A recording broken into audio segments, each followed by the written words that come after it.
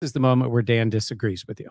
No, I actually completely agree. Oh, wow. Yeah, this you was had that. You were look? like jump. Yes, you were like, ready. I was like, I'm gonna finish this point. Yeah, I didn't interrupt, and I think I lost my point.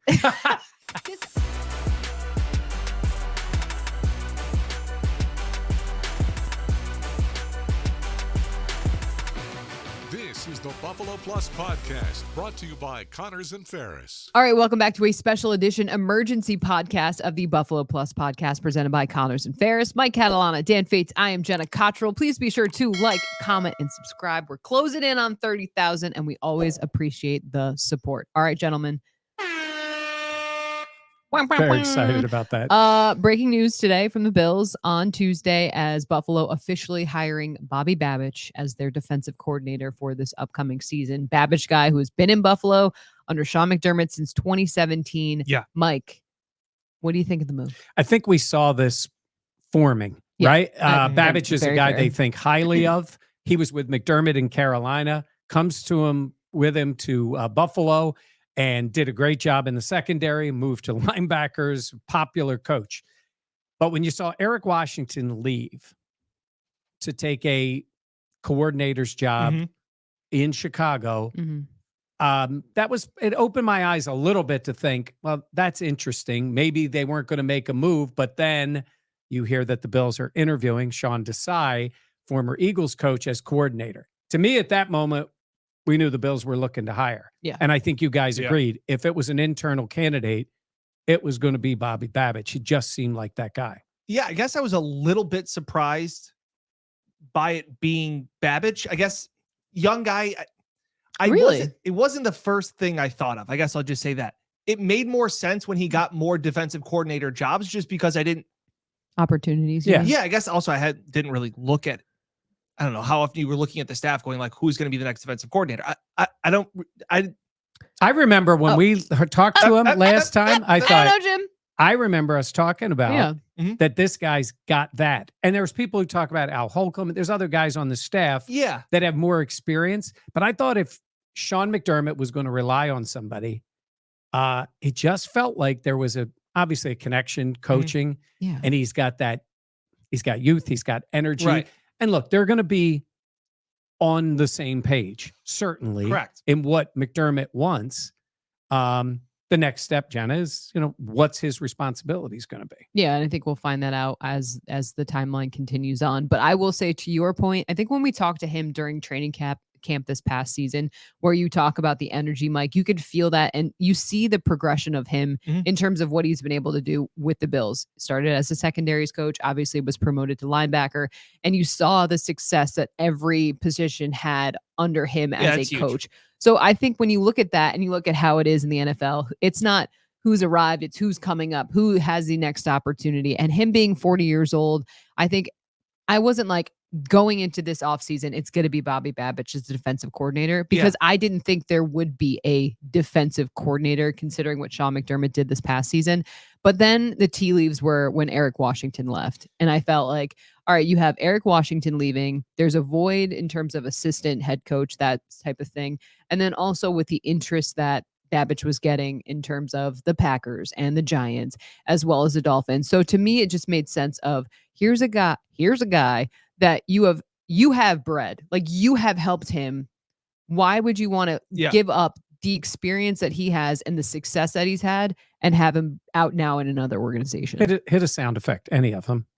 This is the moment where Dan disagrees with you. No, I actually completely agree. Oh wow. Yeah, you were look? like jump. Yes, you were ready. I was like, I'm going to finish this point. Yeah, I didn't interrupt, and I think I lost my point. Oh my God, wait. This is what happens to me all the time. Or you talk so long, both of you talk so long that you circle into my point that I was going to make. That's okay. I was talking just about like, it's like when you go and you get another job, you're in talks with your employer, and then you have another job opportunity. Sometimes that forces someone's hand.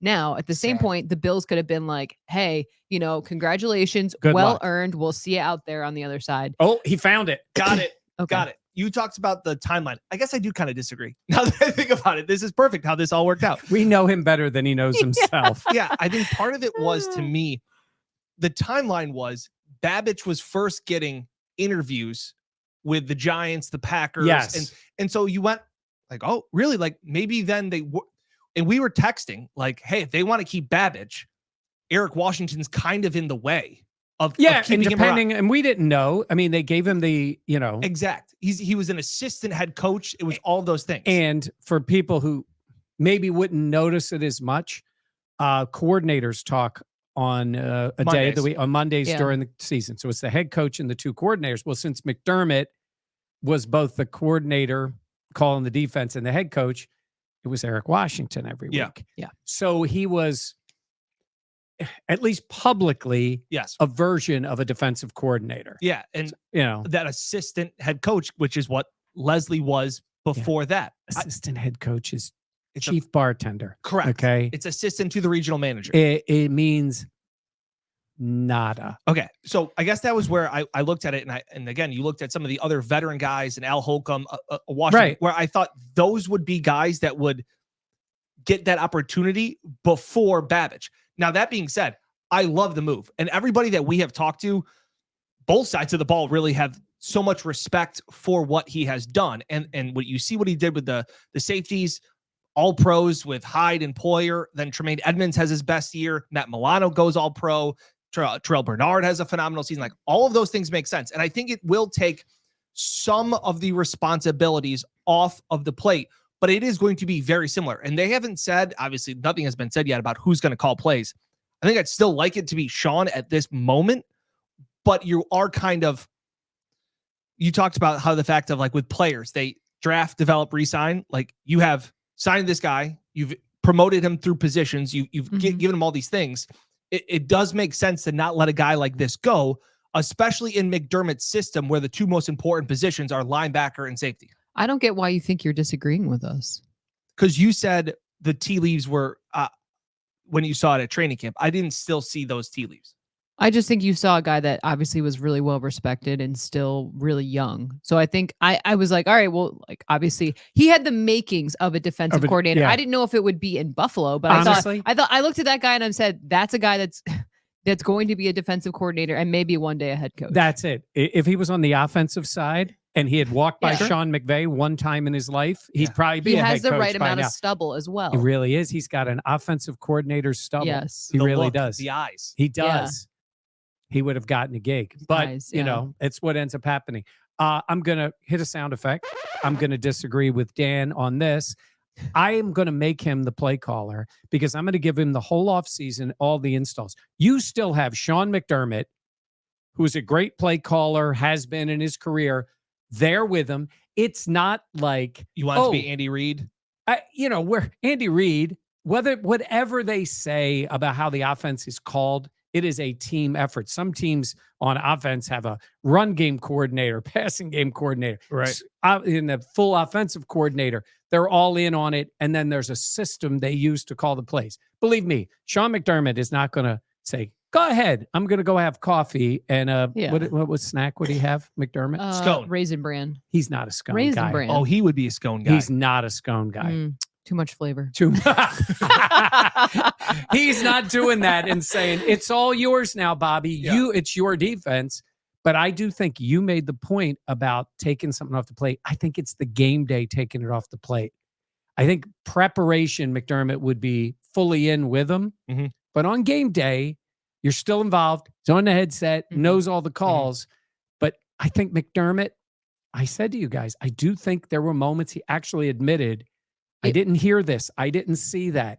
That's one, a lot for a head coach to even admit. And two, a little troubling, I would say, during a season. That's why I do love this move so much, because I think it works out well for Babich, for a guy to get experience under Sean McDermott, who has a phenomenal track record in his ability to call a defense, and then also to take some stuff off of McDermott's plate. What? I mean, no. We wanted you to finish because he can't wait. Yeah, I got to start writing things down because I'm doing a better job. I read the comments we interrupt Jenna a lot. So I'm trying not to. You guys do. There's times where I want to be like, can I finish a sentence? That's why we, even though Dan started, I tried to stop him. Well, you're distracting because I'm like, I know we did. Mike Well, like, I was like, Mike what? saw me flinch and he was like, see what I put up with. It's like a false start and encroachment. yeah. We were trying Truly. No, but my point is I like this move a lot. I think it gives the opportunity for growth in one position and then also the ability to kind of focus more on the entirety of this Bills team as opposed to kind of having your head in the sand about the defense.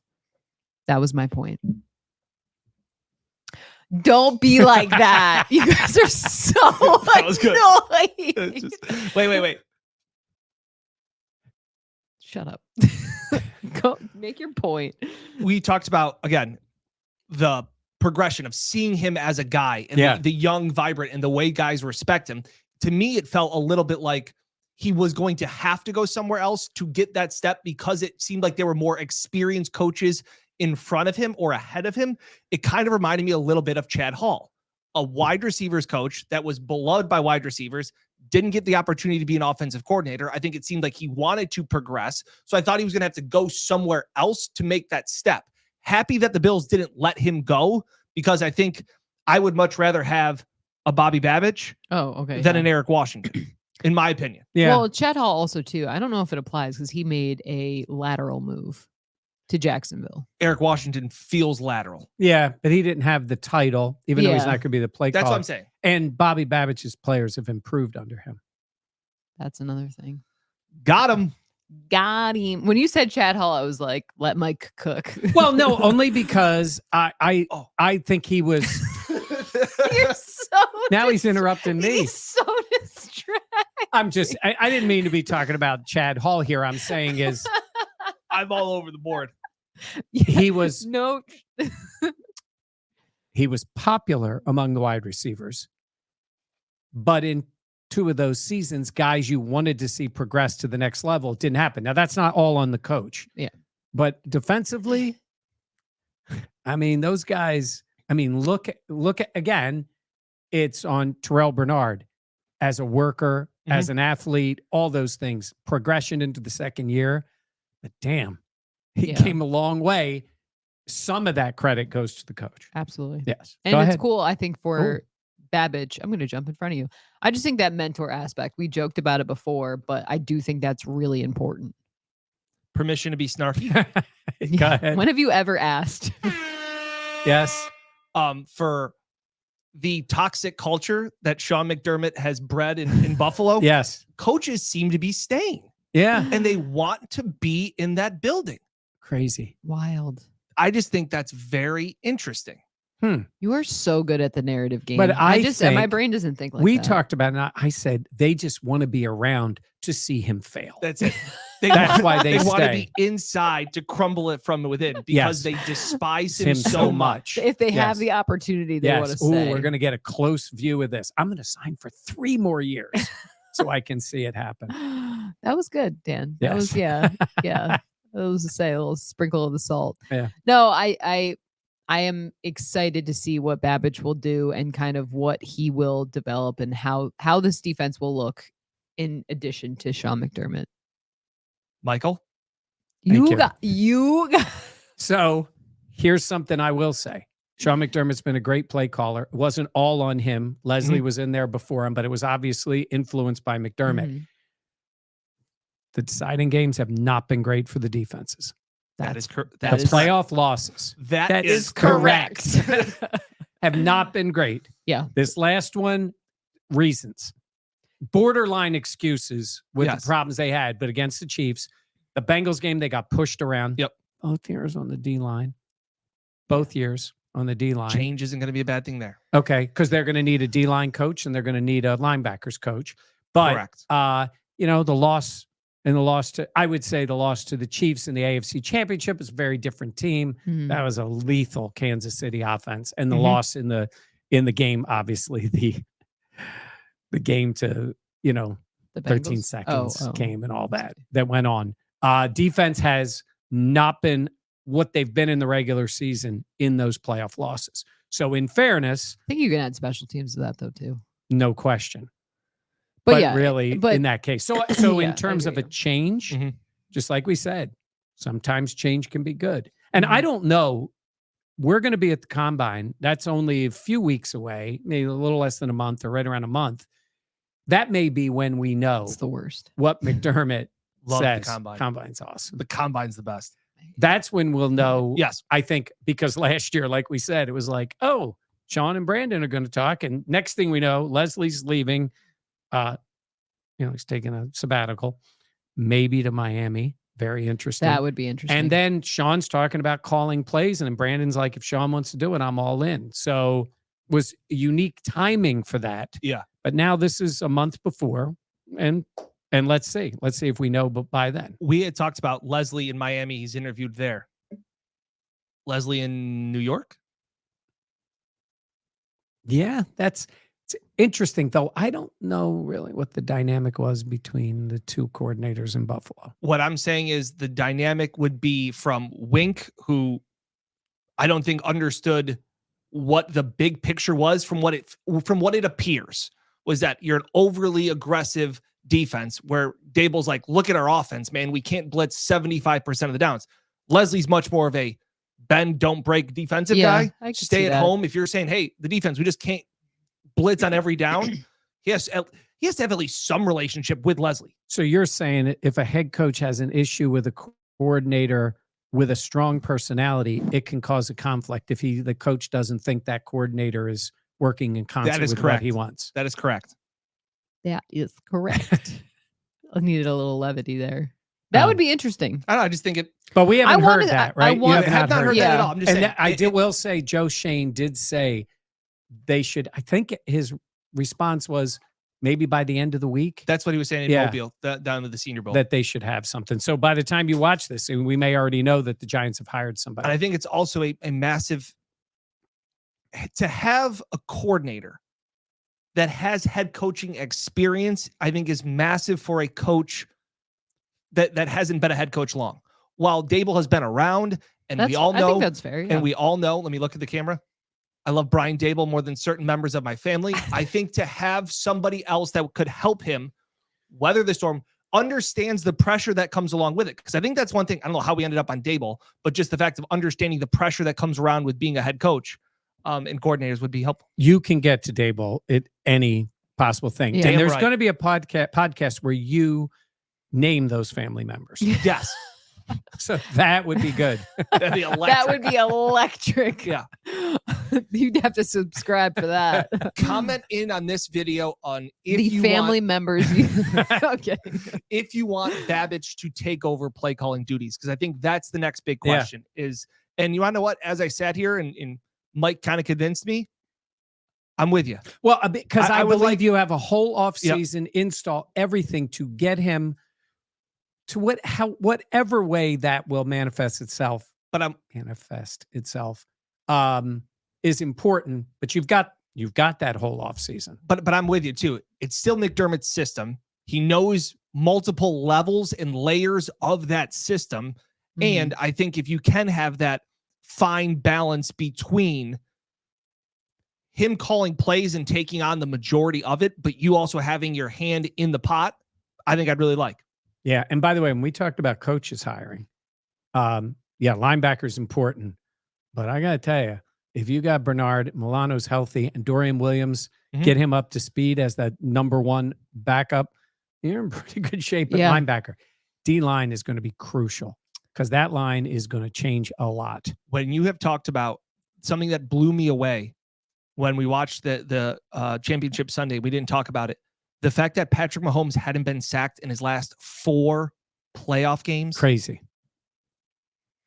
Yeah. That's unbelievable. Like, I know you can have good scheme and get the ball out quickly, but you have to cause some kind of pressure because we saw disruption. The Super Bowl that they struggled in. He ran for his life, and we have seen Josh run for his life in a lot of those games. And in the Super Bowl last year when they played the Eagles, that defense had the record of sacks for the year. And turf, as we say, they wouldn't have known. Change the cleats. Well, change the cleats. Yeah. What do you think? The Eagles are the 49ers? They weren't going to be whining about how they lost the game. They lost the game. So as much as Dan can circle to Dable, you can circle to the Niners. Whiners. Sorry, whiners.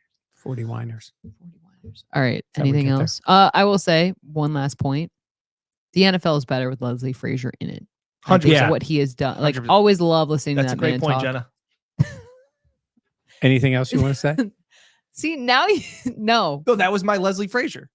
Oh, Any Oh. question that Leslie He's Frazier such a got sweet asked man. would just say, you know what? That's a great question. It could be the dumbest, trust me. And But he faced- always had a and he thoughtful faced- answer. And he faced a lot of dumb questions. were you walking with me when we were walking at camp and I said something to Leslie about thanks for being good with the questions? Because some of them were really dumb. And he just sort of laughed, but he never really agreed. Yeah. Even though you could tell by the look on his face. I was laughing with Dan. I said, we're going to get to combine. Leslie's going to be there. And all of a sudden he's going to be a different guy and he's going to be ripping everybody. That would be awesome. I don't think he has that in his I know. body. He's too nice. He's Super too Bowl nice. shuffle. Yeah. That's He's it. just thoughtful. I really enjoy it. Played on that crazy Bears team. That's the equivalent of Ken Dorsey being the U quarterback. Yes. Leslie Frazier was on with the fridge and Richard Dent and all those nuts in Chicago. That is where he played, but he was a heck of a player too in the NFL. Definitely. All right. That'll do it for us. Please be sure to like, comment, and subscribe. Like we said, we're closing in on 30,000 subscribing. Always helps us out so much. For Mike Catalana and Dan Fetes, I am Jenna Cottrell. We will catch you next time here on the Buffalo Plus channel, presented by Connors and Ferris.